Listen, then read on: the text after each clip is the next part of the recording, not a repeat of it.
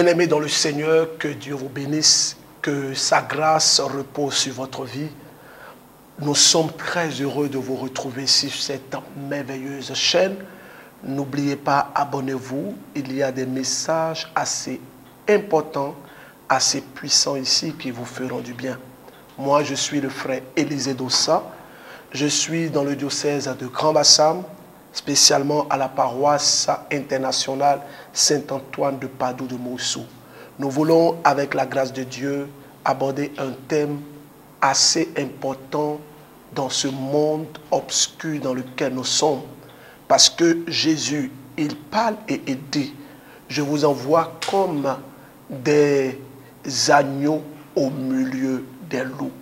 Frères et sœurs, disposez-vous et préparons-nous à suivre ce puissant et merveilleux enseignement qui a pour thème envoûté, lève-toi, tout n'est pas perdu. Envoûté, lève-toi, tout n'est pas perdu. Frères et sœurs, je veux que tu puisses comprendre que le monde dans lequel nous sommes est un monde qui est régi par des lois et des principes. Il y a des lois et il y a des principes. Il y a également des réalités méconnues. Il y a des réalités invisibles et il y a des réalités visibles. Frères et sœurs, il faut que tu puisses comprendre ce que je suis en train de te dire avant même d'entrer dans le principe de l'envoûtement. Le monde dans lequel nous sommes est régi, je l'ai dit, par des lois et des principes. Dans ce monde, il existe des réalités connues et des réalités méconnues, des réalités visibles et des réalités invisibles. Dans ce monde, il existe le bien, il existe le mal. Dans ce monde, il existe la vie et il existe la mort.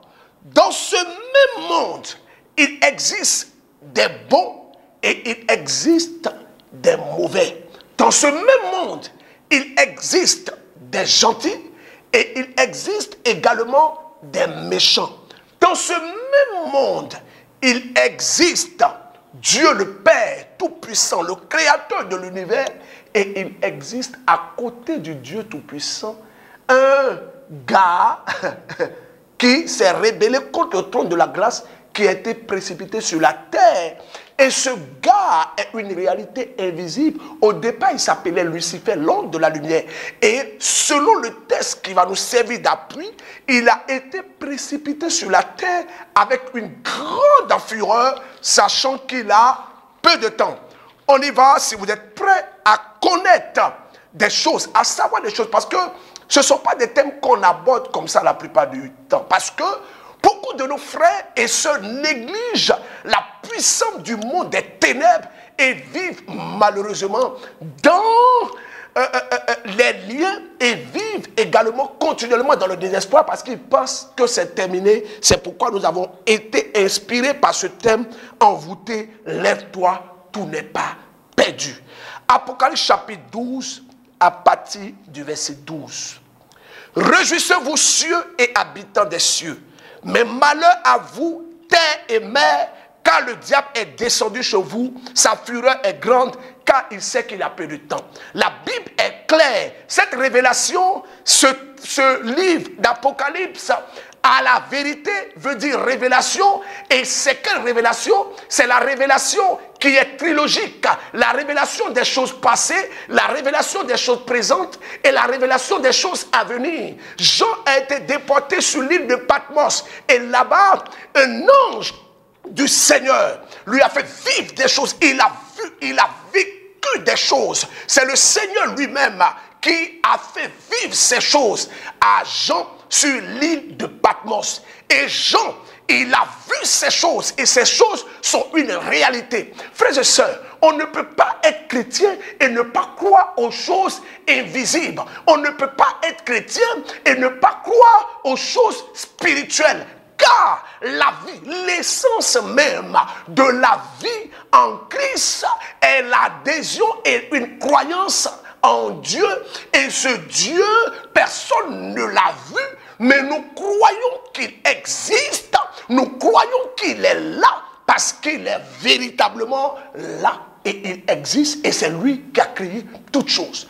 Et ce texte est clair.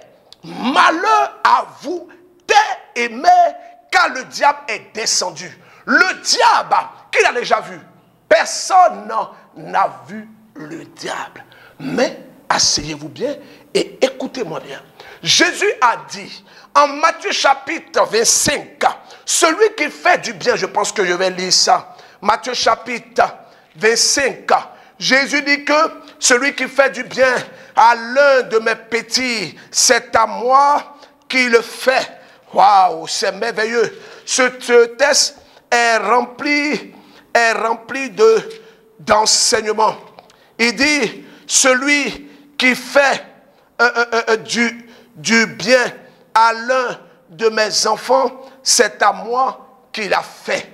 Frères et sœurs, ce texte nous rappelle clairement que le Christ, notre Seigneur, souhaite que nous puissions voir au travers de notre... Au travers... Voilà, il dit, j'ai trouvé la référence, Matthieu chapitre 25, à partir du verset 41 jusqu'au verset 44. Jésus dit, puis il dira à ceux qui sont à sa gauche, retirez-vous loin de moi, maudits, allez au feu éternel qui a été préparé pour le démon et pour ses anges. Car j'ai eu faim et vous m'avez pas donné à manger. J'avais soif et vous m'avez pas donné à boire. J'étais étranger et vous ne m'avez pas accueilli. Sans vêtements et vous ne m'avez pas habillé. Malade en prison et vous m'avez pas visité. Et il dit, sachez que si vous faites cela à l'un de mes petits, c'est à moi que vous l'avez fait. Au verset plutôt 45. Frères et sœurs, écoutez bien, il y a un secret, il y a une révélation dans ce texte. Jésus parle du diable et il parle de ses démons. Il dit qu'il y a un lieu qui a été préparé pour eux. Et Jésus compare les personnes mauvaises au diable et à ses démons. Il dit, retirez-vous de moi, gens mauvais. Et Jésus, il précise, puis il dira à ceux qui sont à sa gauche, retirez-vous loin de moi, maudits, allez au feu éternel qui a été préparé pour le démon et pour ses anges. Ces personnes sont des gens mauvais, des personnes méchantes, mauvaises. Ces personnes, elles peuvent opérer l'œuvre démoniaque par une influence et par une orientation démoniaque. Nous allons y venir. Jésus est clair quand il parle. Il dit que celui qui fait cela à l'un de mes petits, c'est à moi qu'il l'a fait. Autrement dit, Paul renchérit en Galates chapitre 2 verset 20 pour dire ce n'est plus moi qui vis, mais c'est Christ qui vit en moi. Celui qui fait du bien à l'un de mes petits, c'est à moi qu'il l'a fait. Frères et sœurs, le diable également, quand il essaie de faire du mal, il est en train de servir la prophétie qui a été donnée en Apocalypse chapitre 12 verset 12. La Bible dit que malheur à vous terre et mer. Le monde dans lequel nous sommes est un monde où tout le monde cherche à être à la tête, où tout le monde cherche à être devant, où tout le monde veut être au-dessus de ses frères, où des personnes sont capables, comme Abel, son frère a été capable de le tuer. Joseph, ses frères ont été capables de comploter contre lui. J'ouvre une parenthèse pour dire, faites attention lorsque vous êtes en train de connaître une réussite.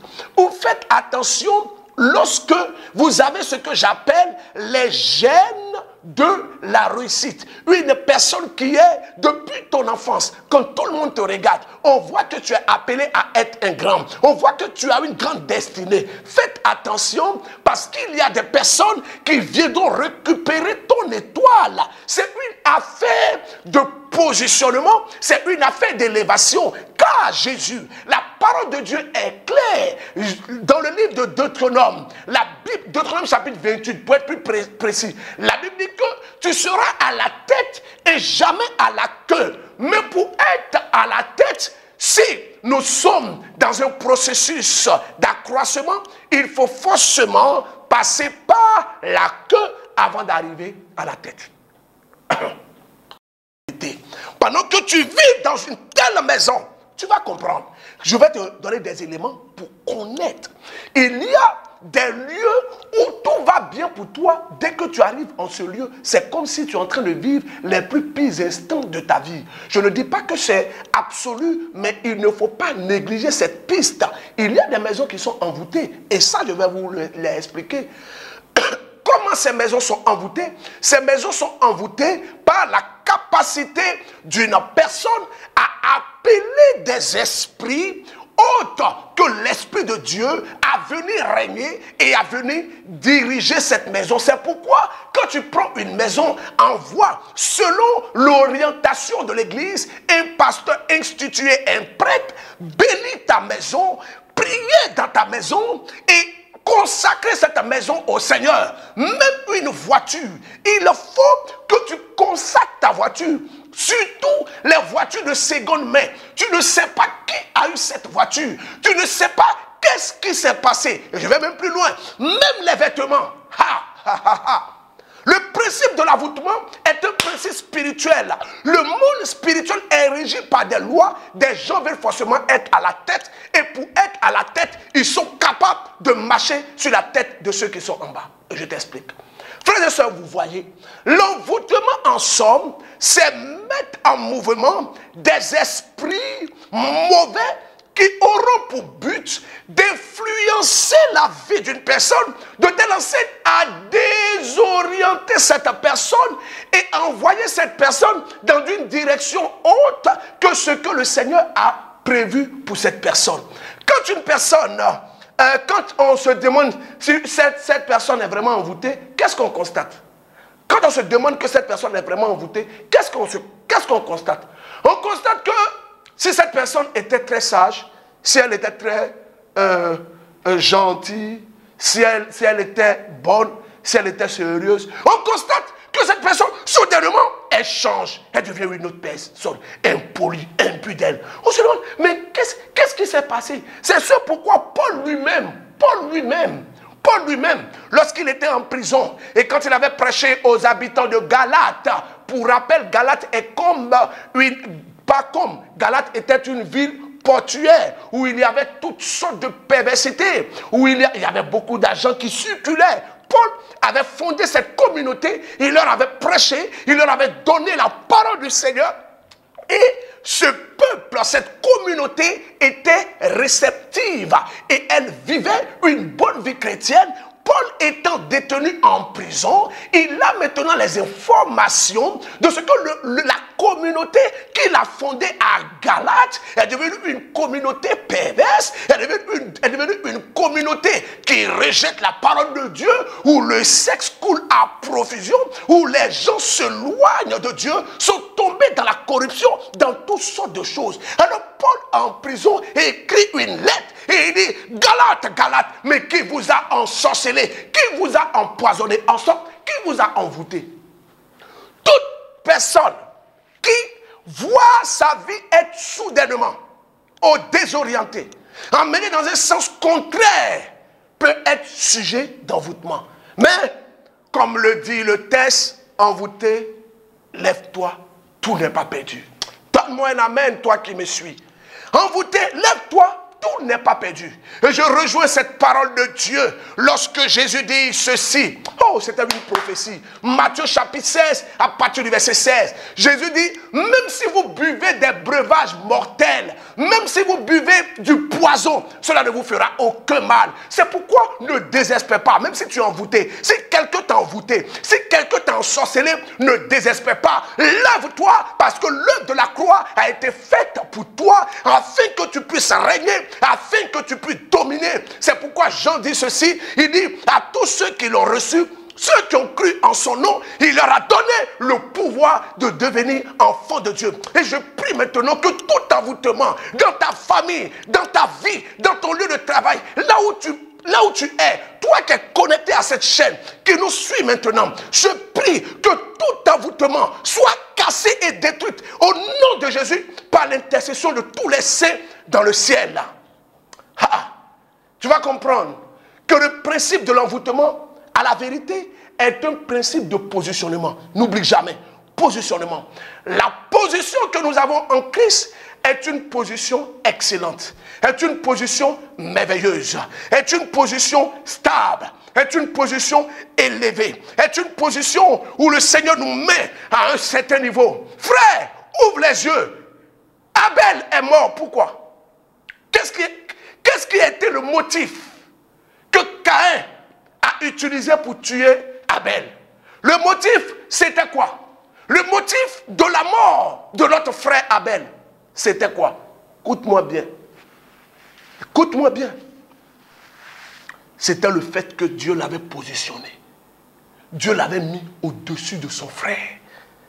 Et Dieu l'a dit publiquement. Tu veux que je le lise? On y va. Genèse, chapitre 4. J'aime trop ce texte. Genèse, chapitre 4. On va dans les Écritures. Genèse, chapitre 4. Rapidement. À partir du verset 9. Je prends même à partir du verset 7. Oh! Alors il avait dit à Caïn, pourquoi es-tu en colère? Pourquoi ton visage est-il si dur? Ceux qui envoûtent des gens là, à la vérité, sont des gens qui commencent, ils vont vous montrer qu'ils ne vous aiment pas. La Bible dit que la vérité est dans le cœur de l'homme. Faites attention aux gens qui viennent toujours vous raconter ce que les gens ont dit sur vous, de mal. À la vérité, ils se sont mis ensemble avec ces personnes pour critiquer, pour vous critiquer, pour dire des choses sur vous. Et pour avoir la conscience en paix avec vous, elles viendront maintenant vous dire, telle personne a dit ça, telle personne a dit ça, telle personne a dit ça, telle personne a dit ça. Le visage dur. Si tu fais ce qui est bien, tu pourras relever la tête. Parce qu'à la vérité, Caïn était quelqu'un qui faisait toujours ce qui était mal, mauvais. C'est pourquoi Dieu l'avait positionné. Frères et sœurs, je vais te dire quelque chose. Hein. Jésus dit, en Matthieu chapitre 25, à partir du verset 40, Jésus est clair. Il dit qu'il y a un lieu qui a été préparé pour les gens méchants, le diable et ses démons. Il y a un lieu qui a été préparé pour les gens méchants. Pour dire que dans ce monde-là, il y a ceux qui sont des agents du diable. Ceux que j'appelle des agents humains. Des gens qui sont là pour arrêter le plan de Dieu dans la vie des enfants de Dieu. Mais je prie le Seigneur, que tu te relèves, même si tu as bu un poison, même si ton mari a été envoûté, si dans ton travail tu as été envoûté, si tu constates que l'attitude de ton mari a changé, ma soeur, lève-toi, ce n'est pas terminé. Je vais t'expliquer ceci. Il y avait une jeune dame que le Seigneur m'a fait la grâce de connaître. Elle est sénégalaise. Ça m'a fait la grâce de la connaître. Je l'ai connue parce qu'elle vivait une situation des plus terribles. Cette sœur, on va l'appeler Elisabeth. Elisabeth, notre sœur sénégalaise. Elle était avec un homme, un blanc. Un blanc qu'elle a connu dans un zoo, dans son pays, au Sénégal. Elle a rencontré ce blanc parce qu'elle était à la caisse. C'était une femme très belle, souriante, accueillante. Et ce blanc, il vivait une dépression.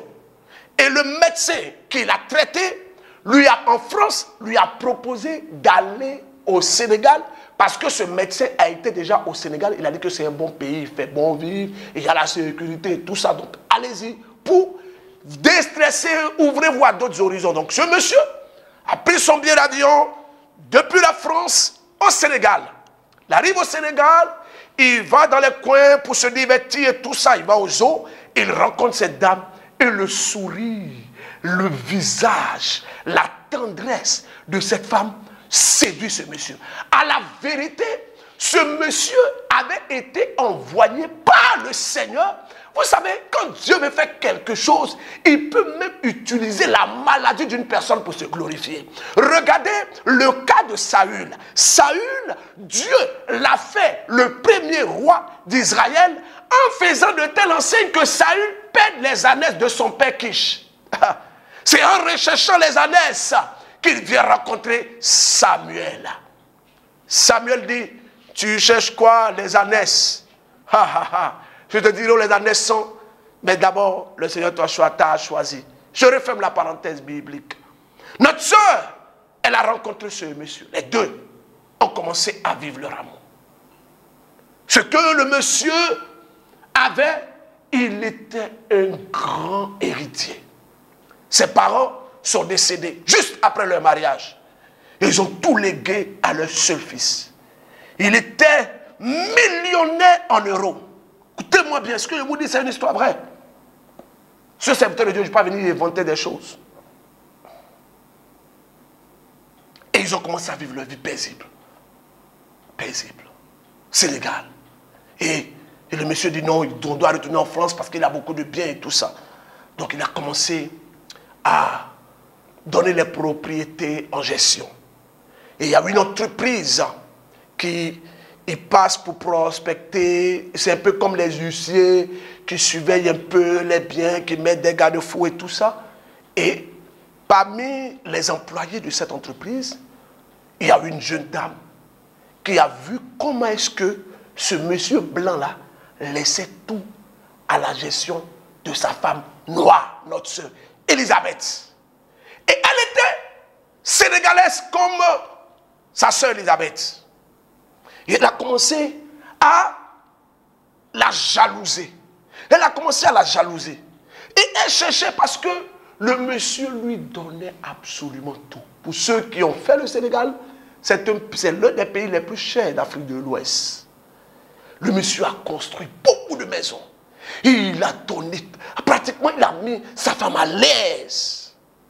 Et notre sœur, qui a vu Elisabeth être à ce point de stade où elle avait tout ce qu'elle voulait, elle a commencé à convoiter la vie de notre sœur. Frères et sœurs, faites attention aux gens qui sont à côté de vous et qui passent le temps à faire sentir votre position et à voir toujours leur misère à côté de vous.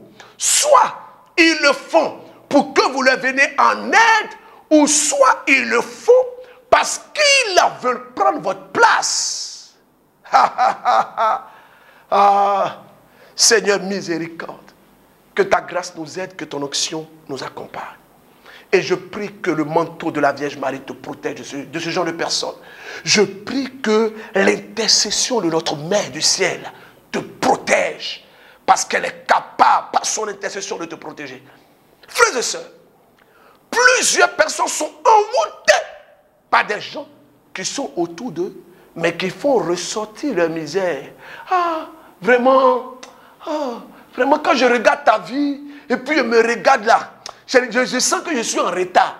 Ce n'est pas mauvais, parce que la position d'une personne peut permettre à une personne de comprendre et de connaître et de voir qu'elle a du chemin à faire. Cette sœur, elle a commencé à voir sa misère en voyant l'éclat de cette sœur. Oh, dans la vie, on peut sortir du même ventre, on peut têter les mêmes seins, on peut être des frères et sœurs, mais ne pas avoir la même destinée. On peut avoir le même père biologique, on peut avoir la même mère biologique, mais ne pas avoir les mêmes destinées. N'oubliez jamais, la question de l'envoûtement est une question de positionnement. Là où le Seigneur t'a positionné, là où tu es dans les hauteurs, des gens chercheront à te faire descendre. Nous allons continuer ce message un autre jour dans la deuxième partie de ce message. C'est pourquoi je dis envoûté, lève-toi, tout n'est pas perdu. Prions le Seigneur au nom du Père et du Fils et du Saint-Esprit. Amen. Seigneur notre Dieu, nous venons vers toi pour te rendre grâce, pour te dire merci pour ce moment que nous avons passé avec toi. Nous te rendons grâce, ô Dieu, et nous te prions Seigneur, dans ce que nous sommes en train de vivre, nous décidons de nous lever, car ce n'est pas encore fini. Tu as vaincu le monde, tu as dominé, tu fais du ciel ton trône et la terre ton marchepied. Par Jésus le Christ, notre Seigneur. Amen. Et par l'intercession des saints dans le ciel. Au nom du Père et du Fils et du Saint-Esprit. Amen. Frères et sœurs, n'oubliez pas, abonnez-vous et activez la cloche de notification. À bientôt.